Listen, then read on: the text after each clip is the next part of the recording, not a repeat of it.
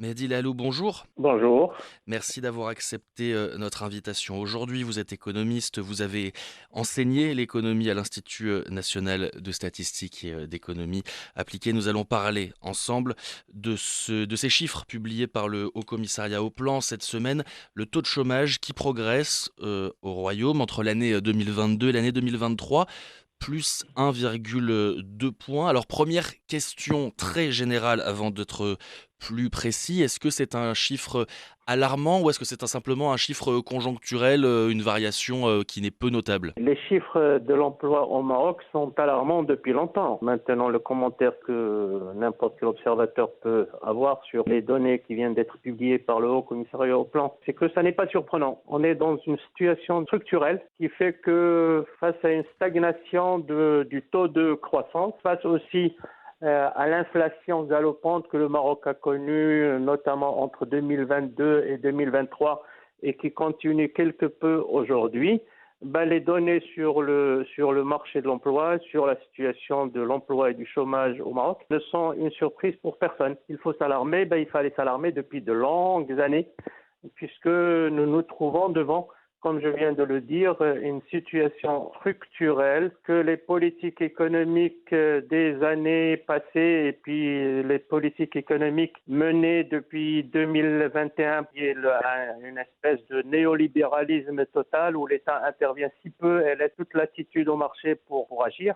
Rien n'a changé. Rien n'a changé depuis 2021. Bien au contraire, stagnation de la croissance, inflation et chômage. Cela s'appelle d'une façon générale la stagflation. Et puis le problème, c'est que vous avez d'autres effets latéraux qui sont venus s'ajouter à ces politiques économiques dont je viens de vous parler Et oui, et tout qui à n'ont fait. fait qu'aggraver, rendre la situation encore plus grave.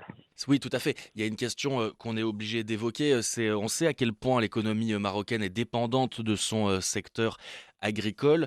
Le Maroc est entré dans une nouvelle année de sécheresse. À quel point est-ce que ces sécheresses répétées, mais qui se multiplient, se ressentent dans les chiffres aujourd'hui du chômage? Le problème, c'est que depuis de longues années, moi j'ai entendu dire au début du siècle actuel, du temps de gouvernement Abdelrahmane Youssi, un ministre socialiste de l'économie et des finances, qui avait dit vers 2001-2002, finalement l'économie marocaine a été déconnectée par rapport à son agriculture et tant que par rapport à la pluie.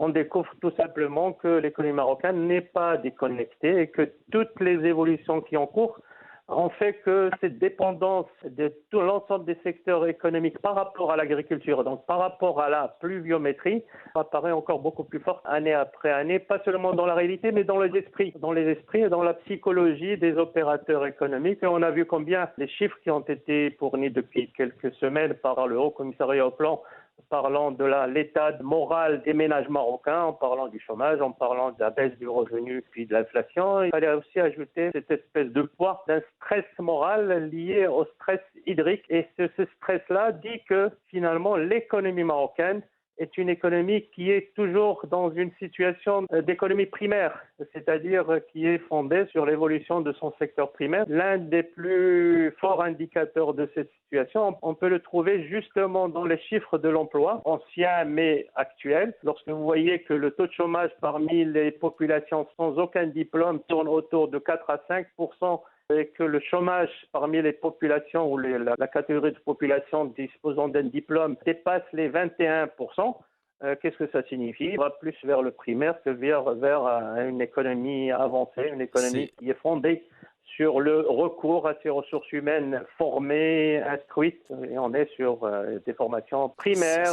C'était ma prochaine question, à vrai dire. Une des choses qui est assez surprenante quand on voit ces chiffres du chômage, c'est que le taux de chômage enregistré chez les diplômés augmente. Est-ce que ça veut dire... Ce sont des données très anciennes qui structurent l'évolution de l'économie marocaine, qui font que vous avez une économie qui emploie plus facilement des gens sans diplôme, sans formation, pour plusieurs raisons, et notamment parce que ce sont des personnes qui sont beaucoup plus malléables que les autres. Ce sont des personnes auxquelles on va accorder un salaire beaucoup plus faible que les autres. Ce sont des personnes qui vont accepter toutes sortes d'emplois, mais ce sont des personnes aussi qui sont très faiblement productives. Mais toujours est-il, en tenant compte de ces deux chiffres qui sont le chômage des non-diplômés et le chômage des diplômés, on voit bien que l'économie marocaine est plus fondée sur les secteurs faiblement productifs des valeurs ajoutées que sur les secteurs qui font aujourd'hui l'économie mondiale. Et lorsque on met en avant la place du Maroc dans les industries des matériels de transport, les industries aéronautiques, ou l'automobile ou certains secteurs inventés dans ce qu'on appelle aujourd'hui l'économie digitale. Ce sont des secteurs évidemment qui fournissent des emplois en nombre important, entre 50 et 120 000 emplois. Mais cela ne peut pas couvrir les besoins d'une population en demande d'activité qui se renforce année après année. Vous ouvrez sur ce qui sera ma dernière question. Très rapidement, en essayant d'être le plus synthétique possible, vous parliez d'un problème structurel causant ce taux de chômage en hausse. Si on devait donner de grandes lignes de réformes qui, selon vous, sont aujourd'hui essentielles pour changer la structure du marché de l'emploi au Maroc, quelles seraient-elles? Ce serait peut-être d'investir plus dans des secteurs plus porteurs de valeur ajoutée, donc, si je comprends ce que vous me disiez? Le problème de l'économie marocaine, c'est le fait que les investissements qui se font ne se font pas vers les secteurs créateurs de valeur ajoutée, ne se font pas vers des secteurs qui induisent l'emploi de personnel qualifié. Et de la preuve en est, bien qu'on ait des diplômés de niveau supérieur qui sortent de nos écoles supérieures, de nos universités technologiques, de nos institutions de formation pour les secteurs directement productifs, on constate que d'un côté, vous avez un chômage de diplômés important, 1 sur 5 diplômés ne trouvent pas à travailler dans les villes en 2023, mais surtout, vous avez en parallèle à cela une forte migration de personnel qualifié qui vont produire, eux, de la valeur ajoutée un peu partout dans le monde, au Canada, aux États-Unis d'Amérique, en France, en Allemagne, en Grande-Bretagne et ailleurs. La gouvernance économique et sociale et éducative au Maroc, depuis de longues années, n'est pas parvenue à mettre en parallèle cette approche multisectorielle qui fait que pour assurer le développement sur le long terme, il faille investir dans l'école, investir dans des secteurs de formation supérieure et parallèlement investir dans des secteurs qui sont véritablement créateurs de valeur. Et pour que ces secteurs créateurs de valeur puissent fonctionner et puissent amener des investissements et permettre des investissements aussi bien de la part de locaux que de la part d'entreprises mondiales, il faut qu'il y ait des diplômés qui puissent travailler au sein de l'économie nationale. Or, cela, on n'est toujours pas parvenu à résoudre cette problématique qui relève aujourd'hui de la quadrature du cercle. Merci Mehdi Lalou d'avoir accepté de répondre à nos questions aujourd'hui. Merci à vous.